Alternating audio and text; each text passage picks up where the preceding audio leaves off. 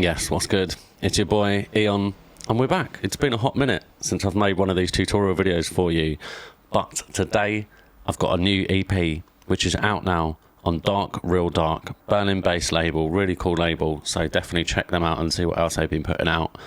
But for today, check out what I've been putting out.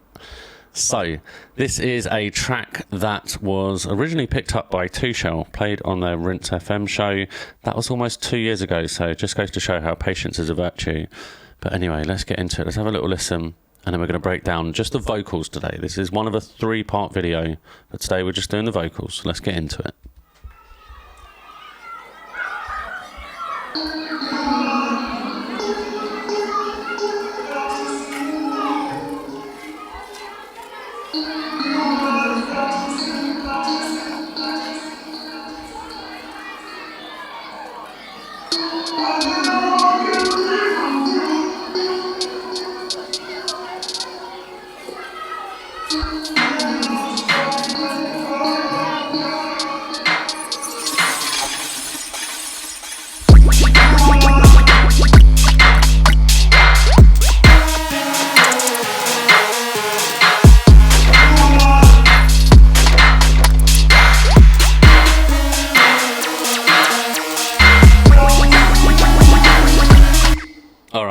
Okay, cool. So, those vocals was actually first heard on a skate video, as a lot of the music that I love, I often discover it through skate videos.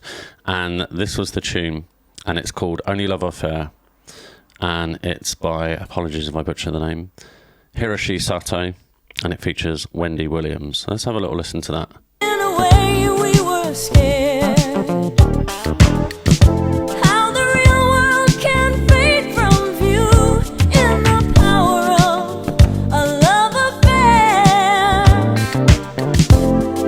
Yeah, absolutely love that tune. Amazing summertime vibes on that one. Very cool. Perfect for your garden party or wherever you might be listening to it. But anyway, I digress. The vocals on this one here. I mean, first of all, let's talk about the structure. It's a very simple kind of call and response pattern that we have going on here. So here, they're kind of working with each other. But then in the actual main drop of the tune,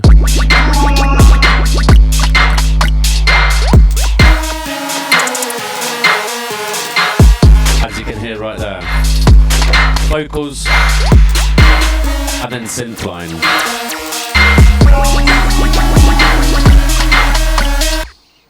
So yeah, structure is really important in a piece of music, and not everyone always talks about it. When we talk about call and response, it's similar to how birds do it.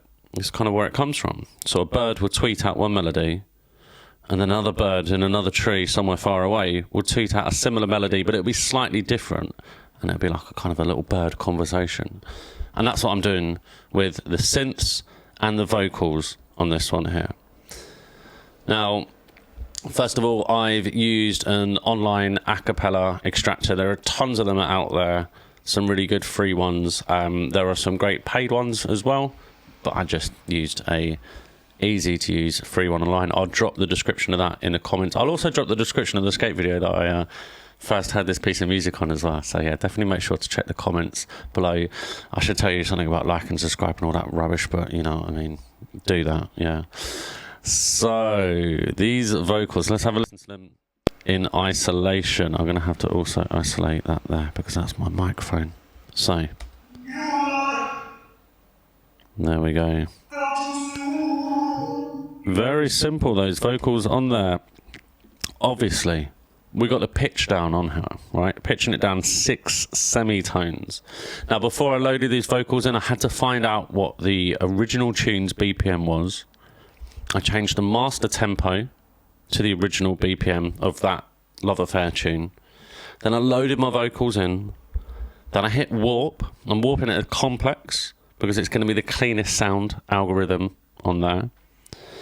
And then once it's warped, I can then change it back to my tempo. So this tune's at 130. And that way, when we listen to it with the metronome on, apologies to those who hate the metronome, let me turn it down a little bit for you. We're now in time. Cool. So let's listen to it without all the effects on there as well. You and I There we go. felt too soon. Now, I might have spoken about this in previous videos, but this is one of my favourite techniques. It's the Eon Special, this one, and this is using the doubler tool. So, it's very simple. Take the phaser flanger, I stick it on doubler, and I change this time here to round about 30 milliseconds. You and I. Can you hear that little like flutter to it? It's beautiful. I push the amount up to 100, the feedback up to however high you wish to go on it. But the rate here is the important one. I'm bringing that all the way down to 8. And it is tempo synced as well. So you can push this feedback up and you hear how kind of crazy it will go. You and I felt too soon.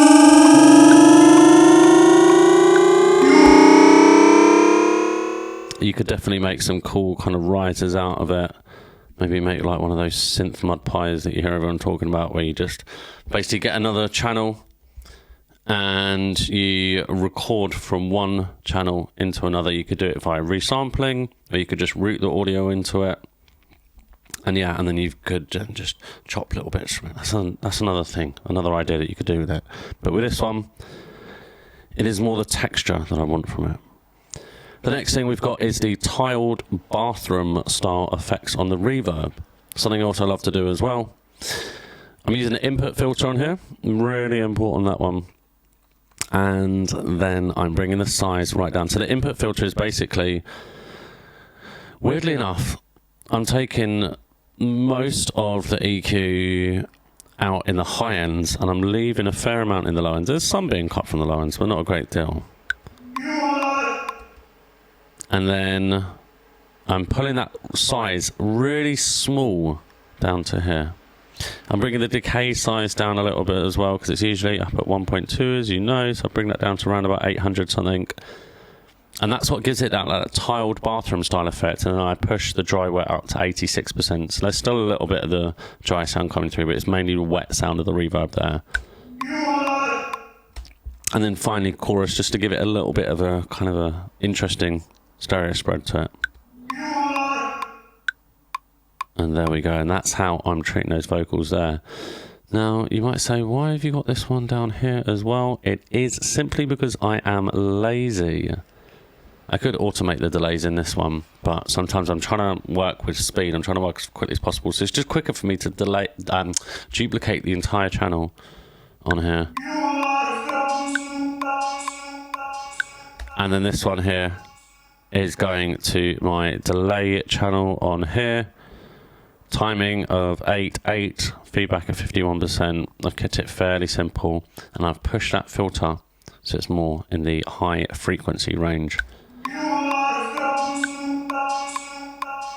I definitely could have automated that.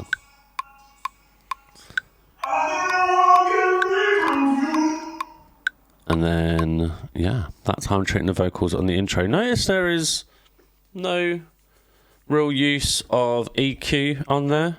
I didn't really have a big bass line on the intro, so there's nothing for the frequencies to clash around with. So, yeah, this is where I find out that I forget to put the EQ on the main vocals as well. Let's check that out anyway.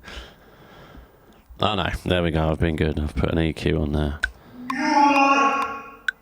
There we go. So everything is pretty much exactly the same on here. Again, I'm just being lazy the way that I've done it. I think originally I wanted to treat those vocals differently, but in the end I decided to keep it just as it was.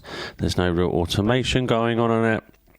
Just some interesting sound design on those vocals. We've got some chops here as well.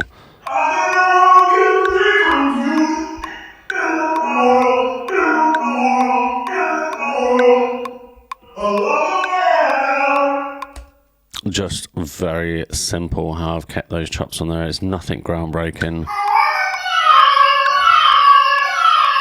And then we've got one pitched up here, pitched up 6 semitones instead.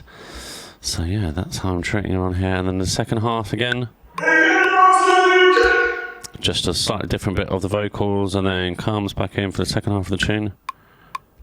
Ooh. So this one does have a delay, but this time it's directly on there. So in context. And pretty much everything is delayed out on this part. The synth is delayed out the way the synths weren't delayed out previously.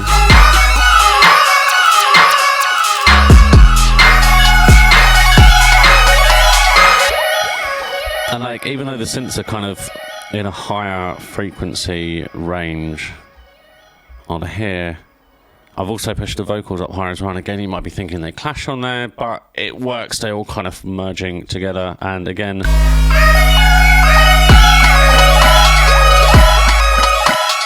they fit each other really well, I think.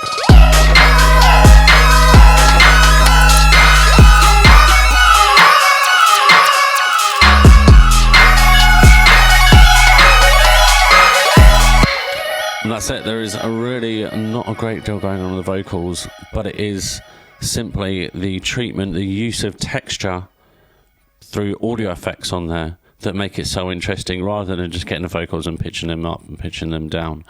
There is, of course, a nod to the garage sounds in there through the use of chopping, through the use of pitching on there. As always, I'm heavily influenced by garage sounds, grime sounds and such on there. And this is what puts it together to make this kind of strange neo-grime, neo-garage kind of sound. So, anyway, thanks very much for watching. Keep your eyes and ears peeled, as there will be a part 2 to this next week, where I will break down either the drums or the synths. I haven't decided yet, but one of those two will be breakdown. They'll definitely be broken down in the other videos as well to come.